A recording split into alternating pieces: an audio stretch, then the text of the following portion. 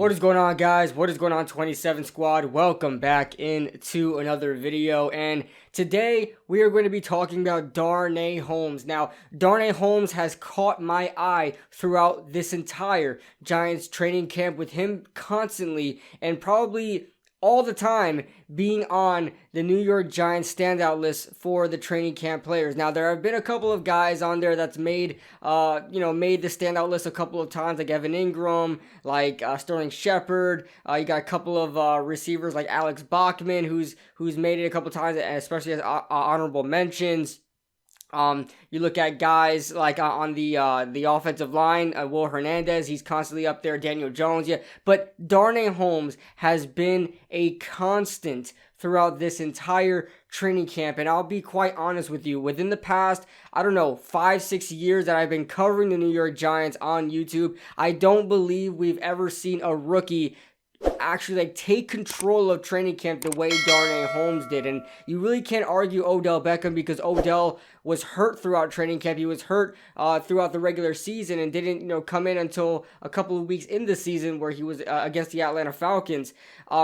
We haven't quite seen a rookie make an impact like Darnay Holmes had, and it's crazy to think about, because him being a draft pick out of UCLA in the 4th round, at the time we really didn't think we needed Darnay Holmes as a huge need, but as circumstances present itself, we honestly do need Darnay Holmes more than ever right now. He was drafted out of UCLA. He played outside corner for the Bruins, and I'll be honest with you, on his film, it was very back and forth. If you look at his film 2 years ago, it was a lot better than the film he put out last year, and a lot of people have told me, well, he was dealing with an injury, and that made a lot of sense. He played outside corner. He is most likely going to be a slot corner. You could see the way he plays, how agile he is, how very reactive he is. Like he's very on point to things, and his closing speed is very nice, and he fits the slot corner role very, very nicely. And he's gotten praise from Deion Sanders, from Michael Robinson of NFL Network.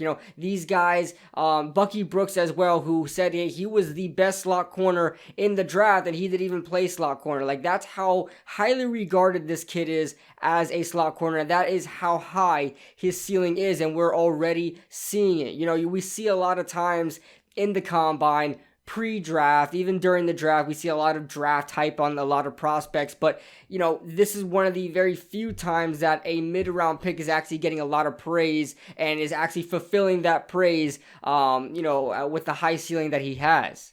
Darnay Holmes got into this first training camp, made his name in the NFL by picking off Daniel Jones on first team reps against Golden Tate, the most experienced and accomplished wide receiver the Giants have. Was able to pick him off on a deep, long ball on the left sideline, and Darnay Holmes was able to take it back a couple of yards, but he did fumble on it. Fellow rookie Andrew Thomas was also able to rip the ball out of there, and it was a play good for the defense and the offense, and both rookies made great plays. But Darnay Holmes, that is making his name in the NFL already, and I've never seen in my time covering the Giants, never seen a rookie make an impact in training camp like Darnay Holmes had. So I wanted to get in a little bit to his press conference as well, because I think it really shows and tells how much of a leader he could potentially be and how he carries himself on and off the field. If you look at Darnay Holmes, he's extremely confident when he's playing. He doesn't seem like he's ever second guessing himself. When he's very reactionary. If he sees something, he's on it. His feet are constantly moving. His hips are very fluid, and we've seen that in the combine as well. A lot of people were praising him for the combine of how well he was just demolishing those drills. You see how he carries himself on the field and also off the field, how composed he is, how well spoken he is. He knows exactly what to say. He's very educated in speaking.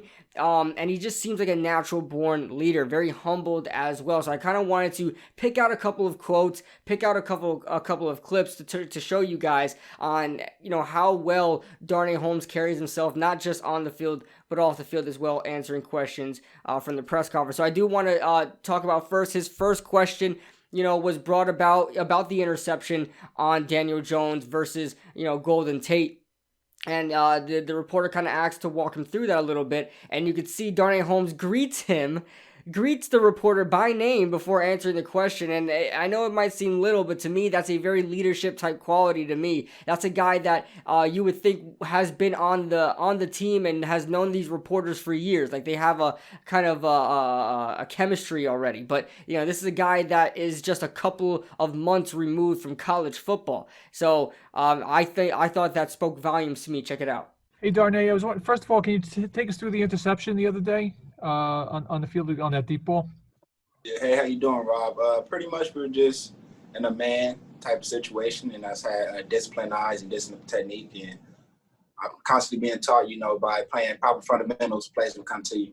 Next up, a reporter was kind of talking to him about how he was talking to other trainers that has trained Darnay Holmes, about his ego and his lack of ego, I should say, his lack of ego and his confidence, and how he finds that perfect balance where he doesn't necessarily have an ego. You don't see that on the field. He doesn't have an ego. He's not talking trash to anybody. He's being a good sportsman, and especially when he's taking questions, he's not coming up there like has that Jalen Ramsey type of mentality. He's very humble when he speaks as well. So I thought the reporter brought up a very great kind of inference there or observation.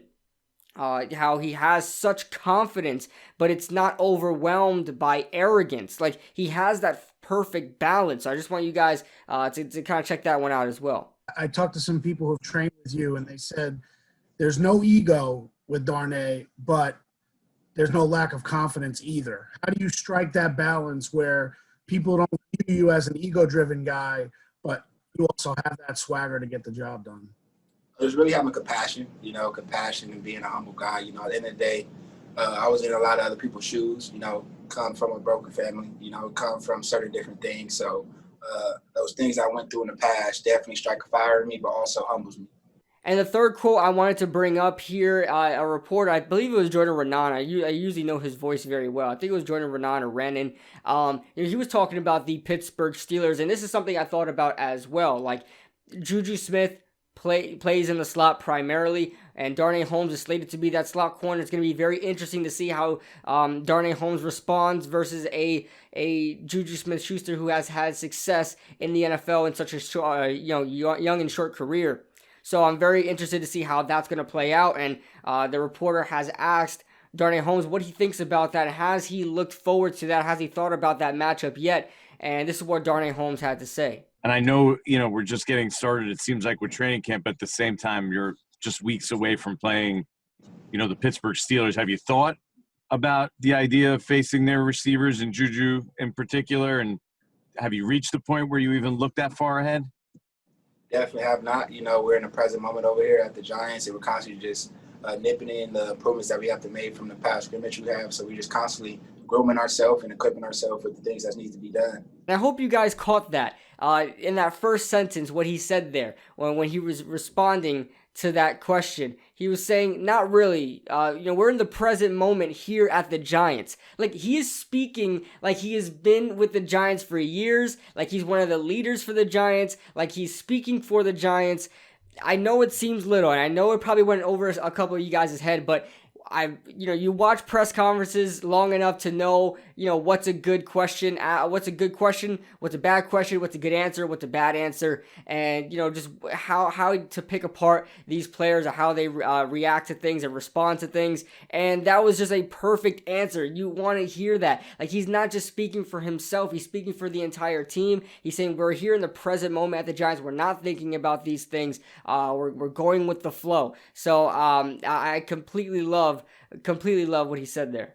I project Darnay Holmes to be the starting slot corner for the New York Giants, and I expect him, from how well he's doing in training camp, that he's going to kind of translate that to the regular season and probably be our best cornerback for the New York Giants right now. Hopefully, James Bradbury is our most experienced and highly paid cornerback, but James Bradbury hasn't really been making as much noise as Darnay Holmes, as he's constantly working against first-team wide receivers, working with the first team in general, and he's constantly doing well. He's doing well at the drills as well. So I have high hopes for Darnay Holmes, and that is the top standout for the New York Giants, Darnay Holmes. What do you guys think? Let me know your thoughts in the comment section below. Leave a like if you guys enjoyed. Subscribe if you guys are new, and I'll see you guys in the next video. Woo!